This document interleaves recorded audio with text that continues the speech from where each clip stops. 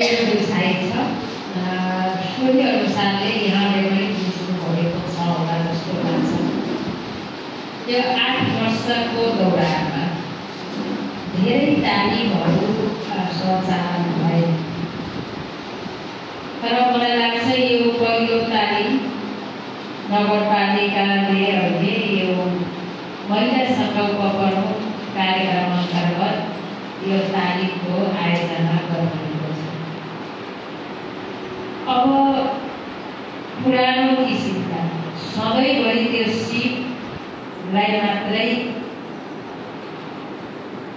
सञ्चालन गरेर हुँदैन, त्यो तालिम मात्रै दिएर हुँदैन। अब नयाँ नयाँ किसिमका प्रवृत्ति मैत्री तालिमहरू सञ्चालन गर्छ भन्ने लाग्यो र सोही अनुसारले अहिलेको त्यो तालिमहरू अहिलेको समयको माग अनुसारको चाहिँ शीर्षकमा बजेटहरू छुट्याउने गरेको छ। हामीले विशेष गरेर यो महिला सङ्कल्प प्रमुख भन्ने कार्यक्रम किन राखियो भन्दा सिपको माध्यमबाट पनि महिलाहरूलाई आर्थिक रूपमा सम्पन्न बनाउने, उद्यमी बनाउने, व्यवसाय बनाउने र आर्थिक रूपमा महिलालाई बलियो बनाउने उद्देश्य रहेको छ। र हामीले आर्थिकका कारणले पनि धेरै लैङ्गिक हिंसाहरू हुने गरेका छन्।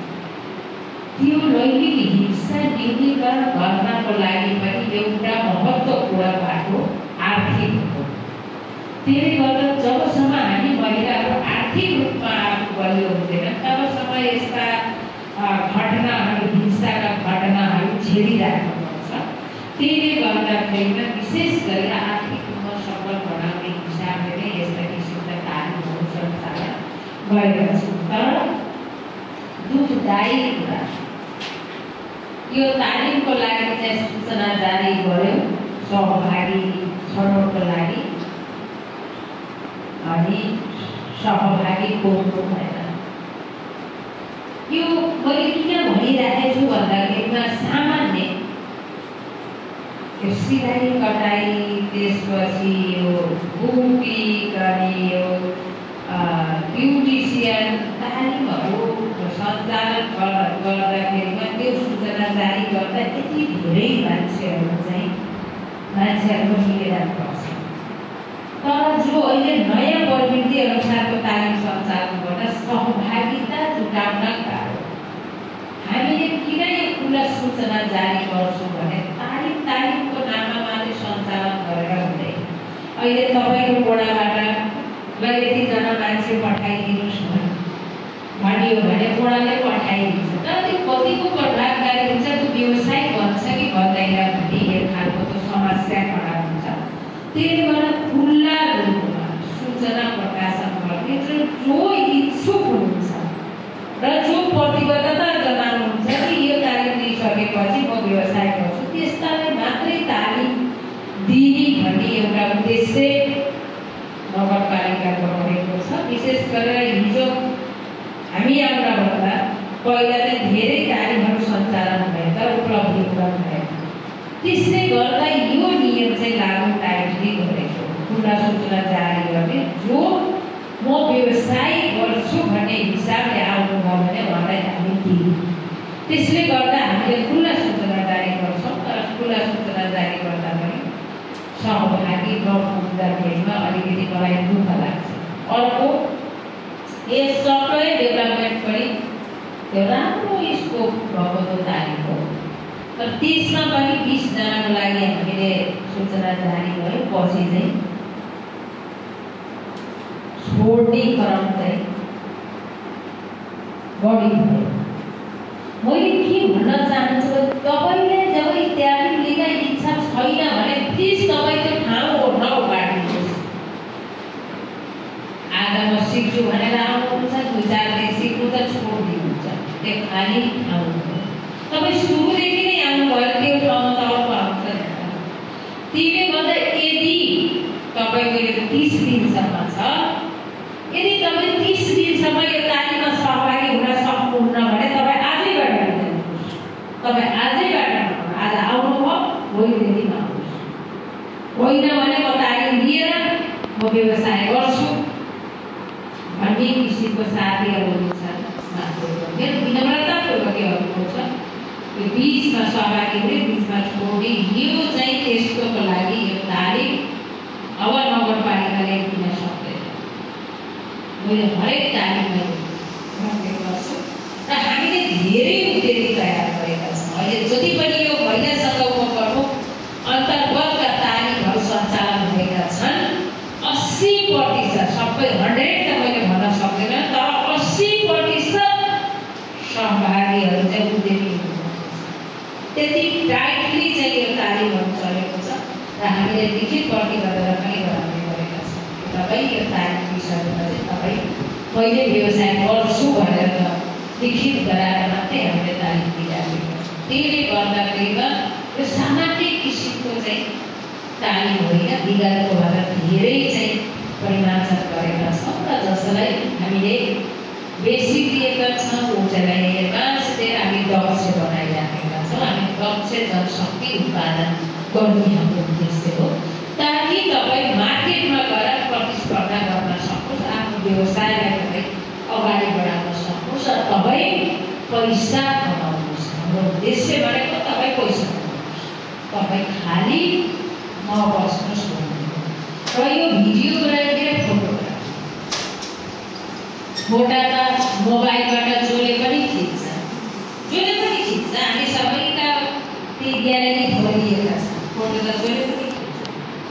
तर त्यो मोबाइलमा खिचेको त्यो फोटोले त हामी त व्यवसाय गर्न सक्छौँ, पैसा कमाउन सक्दैनौँ। कि फेसबुकमा पोस्ट गर्नु त्यो काम लाग्छ। तर यो सिकिसकेपछि हामीले व्यवसायिक तरिकाले अगाडि आज देख्नुहुन्छ हामी कहाँ पर्यटकीय क्षेत्रहरू छ। हामी पोखरा जान्छौँ, फेवाताल हुन अन्त्य क्यामेरा लिएर आएको हुन्छ, फोटो खिचिदिन्छ अनि हामी खिचाउँछौँ। त्यो पनि पन्ती पनि लिएर तपाईँको व्हाट्सएपमा फोटो पठाइदिन्छ अनि उसले कति दिन्छ 100 150 एउटा फोटो क्यामेराबाट खिचिदिन्छ, तपाईँको त्यो फोटो व्हाट्सएपमा पठाइदिन्छ 100 150 तपाईँ न्यूनतम 100 रुपियाँ त लिइहाल्यो भनेपछि त एक दिनमा त पर्यटकीय क्षेत्रमा एक दिनमा एउटा फोटोग्राफीले कतिवटा फोटो खिच्छ। हामी कहाँ त छ यही हाम्रो वनवाटिकामा हेर्नुहोस् त कति मान्छे आउँछ, पर्यटकीय क्षेत्र छ त कति मान्छे त्यहाँ आउँछ। नयाँ वर्षको दिनमा त खुट्टा टेक्ने ठाउँ छ, शनिबारको दिन हेर्नुहोस् त्यहाँ गएर पनि तपाईँले त्यो फोटो खिचेर निकाल्न सक्नुहुन्छ, पोस्ट गर्न सक्नुहुन्छ। यही कुन जग्गा पुग्यो, यही 6 नम्बरबाट गएको कुन जग्गा छ त्यो पनि पर्यटकीय क्षेत्र छ। साउनभरि मेला लाग्छ, सिंहेश्वर धाम, मोक्षधाम, यही नजिकै हाम्रो पर्यटकीय क्षेत्र 52 कोटी छ। दुनियाँभरमा त्यहाँ चाहिँ सिद्धधाम मन्दिर छ। यति धेरै पर्यटकीय क्षेत्रहरू हामी कहाँ छ, मान्छेहरू आउने ठाउँहरू छ। तपाईँ त्यहीबाट पनि व्यवसाय गर्न सक्नुहुन्छ। अझ भिडियोग्राफी पनि भनेको छ, हरेक बिहा भोज बढ्दा हरेकमा चाहिँ भिडियो गर्ने, रिल बनाउने, त्यो त छ त यसको मार्केट, तर हामी गर्नु। त्यसले गर्दा यो पनि राम्रो एउटा स्कोप भएको यो तालिम हुन्छ भनेर यो शीर्षकमा राखिएको हो। त्यसले गर्दा तपाईँहरूले तालिम सिकेर तपाईँहरू व्यवसायिक तरिकाले अगाडि बढेको देख्न पाइयोस्, त्यति अपेक्षा हो, अरू केही पनि होइन। तपाईँहरू व्यवसायिक रूपमा अगाडि बढेको, तपाईँहरूले पैसा कमाएको हामीले देख्न पाइयो, त्यति हो। हामी त्यसैमा खुसी हुन्छौँ। त्यसले गर्दाखेरिमा यो कुरामा तपाईँहरूलाई विशेष गरेर ध्यान दिनुहुनेछ र यहाँ प्रशिक्षकहरू पनि हुनुहुन्छ। तपाईँ समयमै उहाँले तोकेको समयमा उपस्थित हुने, असाध्यै अनुशासित तरिकाले, असाध्यै प्रगतिशील भएर, असाध्यै ध्यान दिएर यसलाई चाहिँ सिक्नुहुनेछ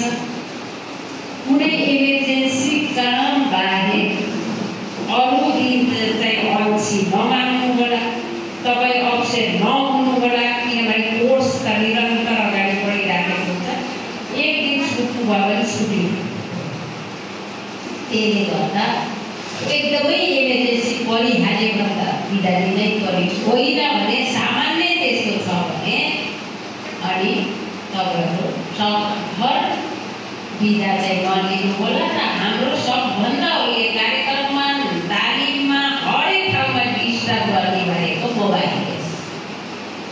मोबाइलले यति डिस्टर्ब गर्छ नि हामीलाई, यो कुरा सबभन्दा पहिला चाहिँ ध्यान दिन पर्ने।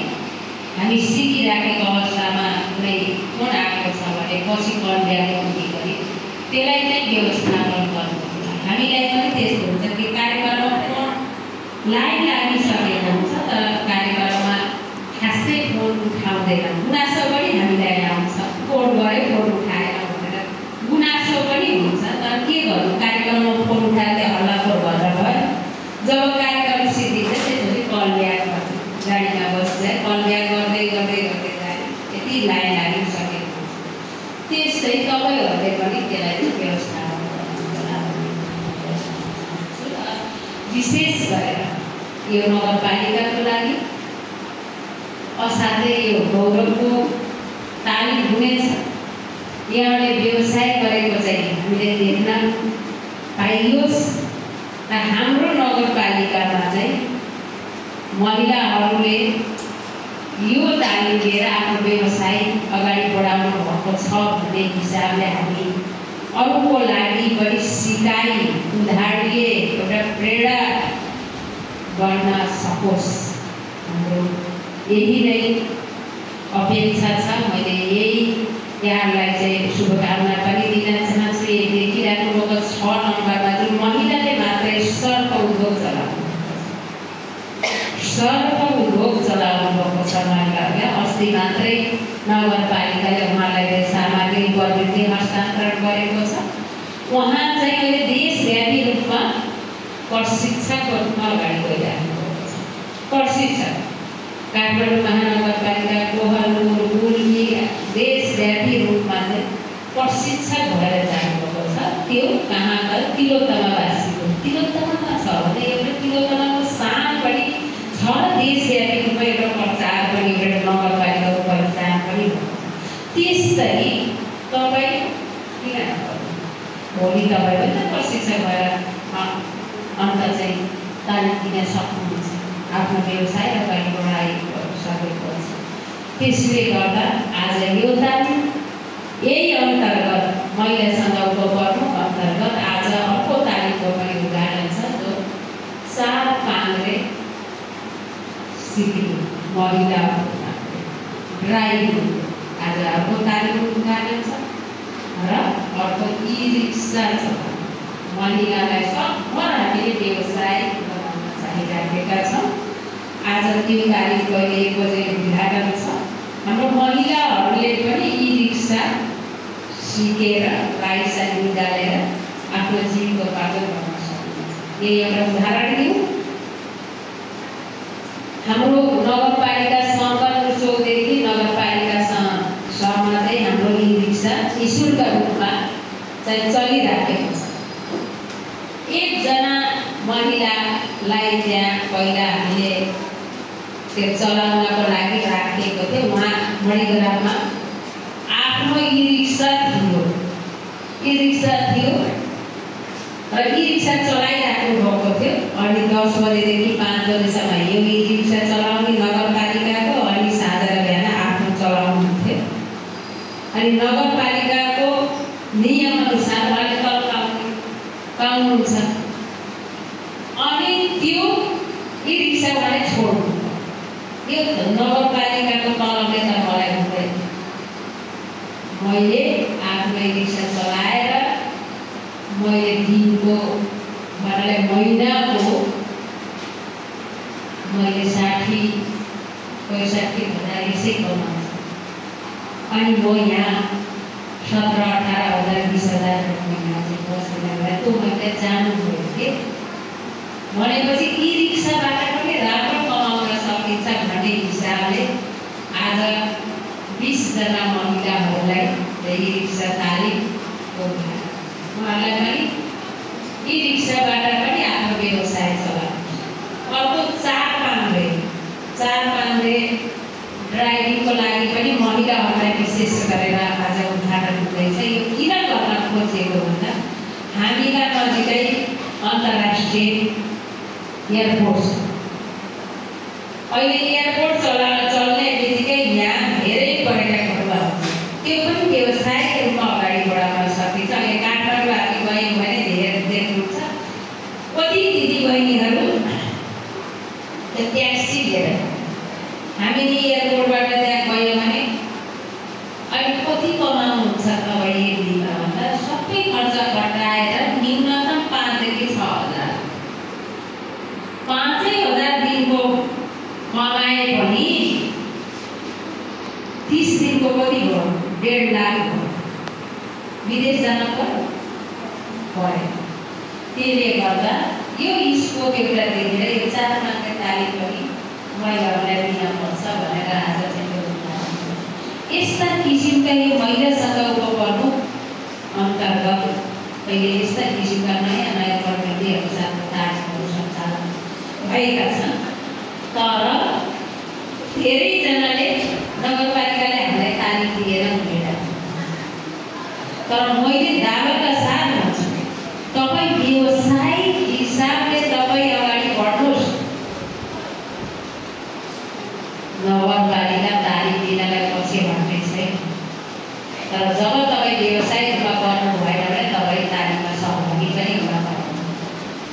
अगर व्यवसायिक रूपमा अगाडि गयो भने नगरपालिका तपाईँहरूको लागि तालिम दिनलाई तयार छ। अहिले धेरै तालिम चलेका छन्।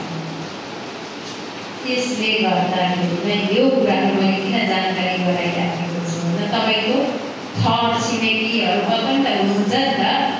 धेरै मानिसहरू यस्तो यस्तो रहेछ नि त, यस्तो रहेछ कारणले सूचना चाहिँ होस्। किनभने हामीले तालिमको लागि सूचना जारी गर्छौँ, यहाँ मान्छे नै नपुगेर भइरहेको कतिपटक सूचना निकाल्नु पर्छ। त्यसले गर्दा अलिकति सम्पर्क बढाउने र आफ्नो ओडाहरूमा पनि जाने, ओडामा गएर के कस्तो तालिमहरू छन् हामीहरू इच्छा छ भनेर सम्पर्क गर्ने, नगरपालिकामा आएर मलाई यो सिक्ने इच्छा छ भनेर अलिकति सम्पर्क गर्ने, अलिकति नगरपालिकाको त्यो पेजहरू पनि हेर्ने, सूचनाहरू त्यहाँबाट पाउनुहुन्छ। त्यो हिसाबले अलिकति तपाईँहरूले पनि यसमा चाहिँ ध्यान दिनु होला, अरूलाई भन्नु होला भनेर मैले यति कुरा जोडेको मात्रै। किनभने यो तालिमको लागि पनि नपुगेर कतिपटक यहाँ चाहिँ पहिला खोजै गरियो, त्यसपछि बल्ल पुगेर अनि बल्ल सुरु गर्छ।